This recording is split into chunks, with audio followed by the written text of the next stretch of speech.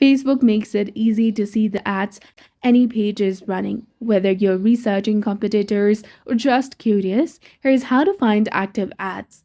First, go ahead and open your Facebook application on your mobile device. Then after, go ahead and search for a page. Once you're in their profile, scroll down and you will see the section labeled as About. Go ahead and tap on that. Now scroll down to the page Transparency and you will find Go to the ad library under the ads from this page. Tap on that and you will find all the information about the page ad. Scroll down to view them and you can click on Learn More on any ad to get more details, and these are the active ads on the page. But right now the page I'm viewing has no running ads, so this is displaying that this page is not currently running ads. So that's it for this video. I hope you found this helpful. If you did, please like, share, and subscribe. Thanks for watching.